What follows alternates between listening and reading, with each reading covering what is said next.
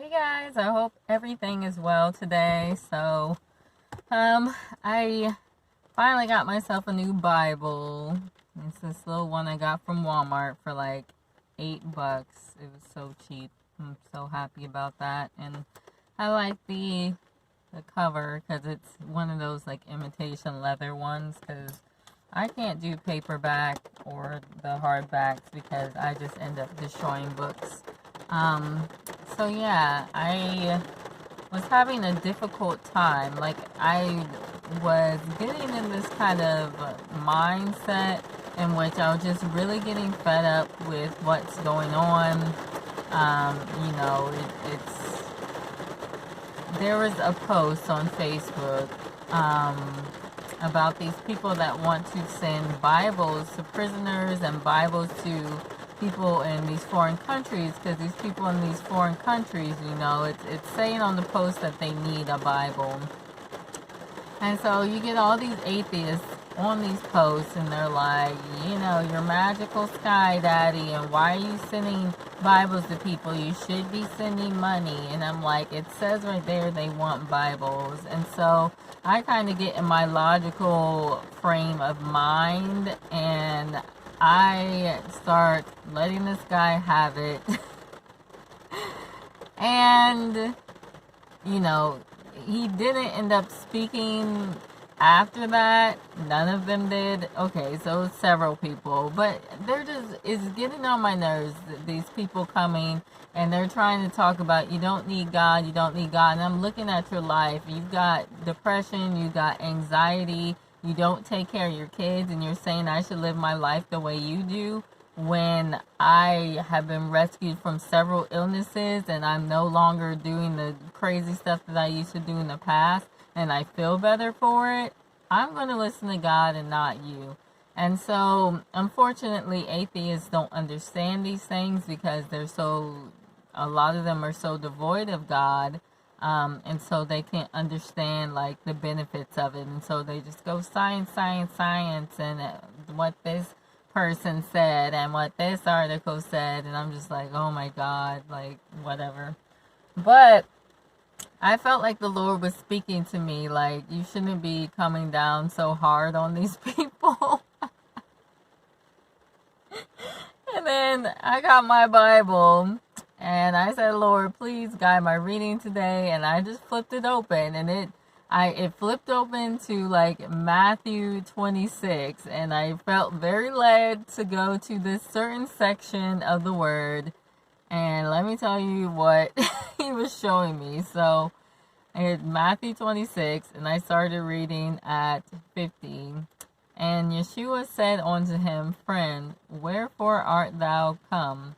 They came and laid hands on Yeshua and took him. And behold, one of them which were with Yeshua stretched out his hand and drew his sword and struck a servant of the high priest and smote off his ear.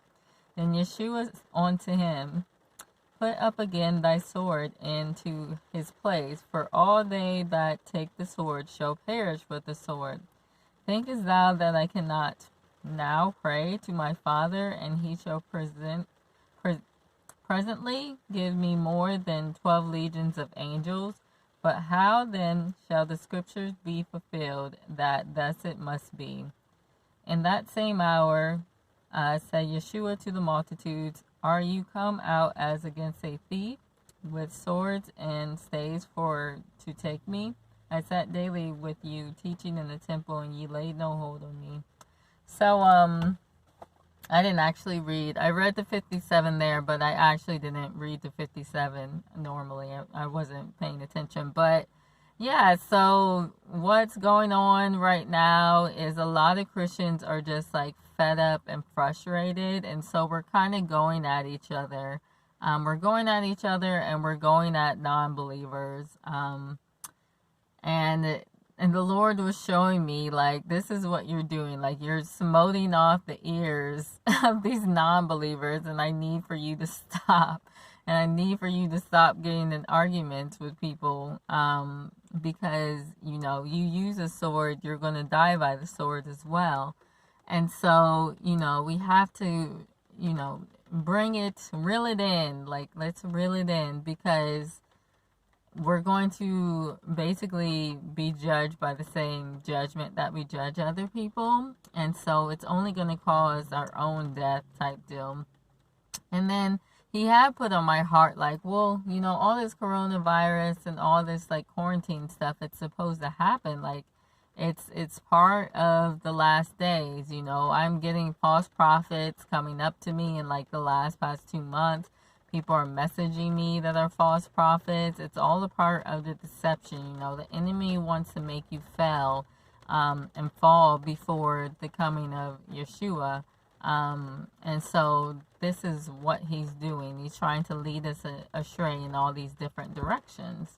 So yeah, and then I read that verse talking about, isn't this how the scriptures are fulfilled? And it gave me a little bit of hope, like, this isn't just random, like, we're all going through it because it's in the scriptures. This is all supposed to be fulfilled. So, yeah, it's just a matter of having confidence in that, and also changing our behavior when we're not right. Because it's very easy to fall back into old ways. I mean, I've felt a lot of heaviness on myself, where it's like, oh, Loretta, why don't you go back to doing this? And why don't you go to do this? And, it just a little bit of sin won't hurt, but it hurts. Like, he wants us to choose him completely. And I mean, I've come to the realization of that, and I've been praying about getting rid of some things that I still have, and lust of the flesh, things that I'm still addicted to.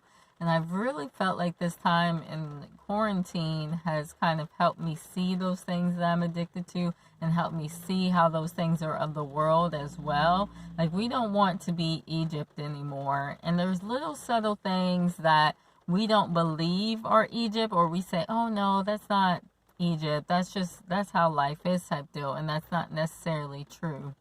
So for me, my struggle has been food and with clothing and that kind of thing. But it's like an Egyptian mind to worry about food and clothing. Like he said, heaven doesn't come by food and drink. And he also said, don't worry about what you're going to wear, because he'll clothe us type deal. And so if we're doing either, then we're still in that Egyptian mindset of like, we have to provide everything for ourselves. We're scared about the next thing not coming, and so we have to eat. And so I saw a girl on Facebook today, and she's a real sweet girl. But then her question was, when all this blows over, what are you going to go back to? And she said something like Starbucks, getting her eyebrows done, and going to the mall.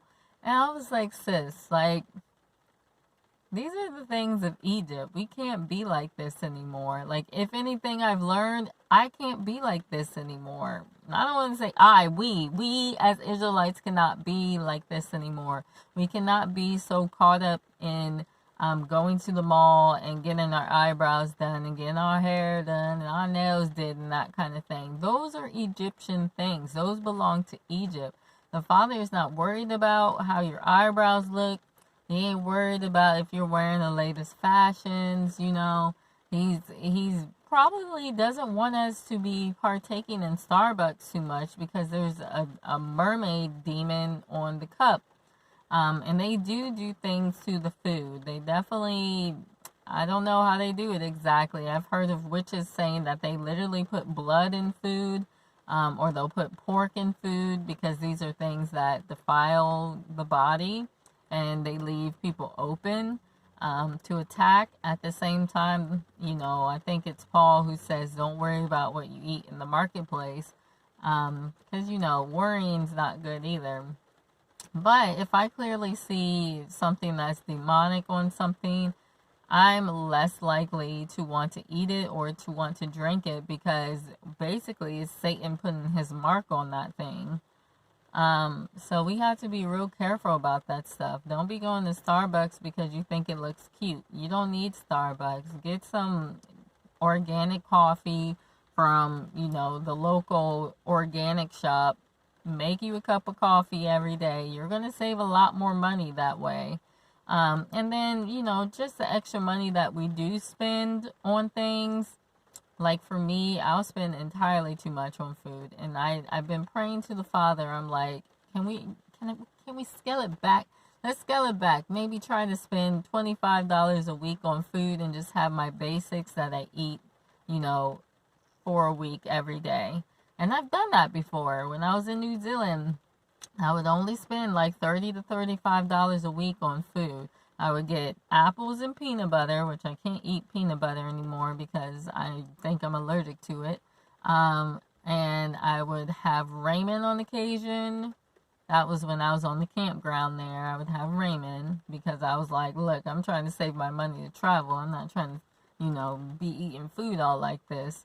And then, what were the other things I bought? I just made sure that I was under like $35 every week. And it's possible. And then instead of spending that money on food and on clothing and on Starbucks and getting your eyebrows done, that extra money can be used to help somebody else or to save for something that you want to do. So for me personally, I'm like, I want to get out of Dodge. Like, I'm trying to leave America and possibly go to Mexico or Africa, like somewhere that's really, really far from America, because I'm pretty sure it's about to be World War III, and I'm really not trying to be caught in the middle of that, and I don't feel like the Father is necessarily stopping me. But, His will be done at the same time. So, with that said, let's spend less time on ourselves. Let's spend less money on ourselves and more money and more time doing His will. I told myself, because I found like some pens for very cheap yesterday at Walmart. They were on clearance for 50 cents, like a 10-pack of Bic pens. And I would usually make floral pens for people, pass them out with some scripture and that kind of thing. And I haven't done that in a long time. I think almost 2 months. I mean, I was buying like fresh flowers and passing them out, but that gets very expensive. This ended up being maybe $15, or passing out the fresh flowers, would probably end up being 15, but the flowers are going to die, and it's much more memorable when you have a floral pen than a fresh flower. So I said that's going to be my little sacrifice for today, making these floral pens and then passing them out to people, because you know what, people are usually more open to you talking about Christ when you're giving them something. And so I said, okay, this is what I'm supposed to be doing for right now. I mean, I can't do too much because everybody's in quarantine. I said I'll get some plastic gloves, and, hopefully people will take these flowers. If not, then, that's fine too. So yeah, we can't go back to all the what do I want to say? Like all the I'll say self-preservation, even though getting your eyebrows done isn't really self-preservation, but it just seems like we're so worried about ourselves, and we're worried about us, and we're not worried about God's will. And I guarantee when we get into the mode where we're not so worried about ourselves, and when we're worried about, the Father's will and doing His will, we won't feel like so anxious and depressed, and we won't be searching for these other things to fulfill us. So basically, I had to tell the girl what she was doing was not okay. Like, new wineskins and new wine. That's what we should be learning right now in this period. Like, are you going to go back to Egypt, or are you going to keep, forging forward with Israel? Because there is a difference between the Israelite and the Egyptian. So yeah, anyway, I'm praying for you guys. If you have prayers, please let me know, because I like praying for people. And It is a very amazing thing to pray for people because it tends to loose some of the bonds, the issues that you have. And we really do need to be praying for each other instead of partaking in all this worldly stuff. So, you guys be very blessed and have a great Wednesday. Thanks. Bye.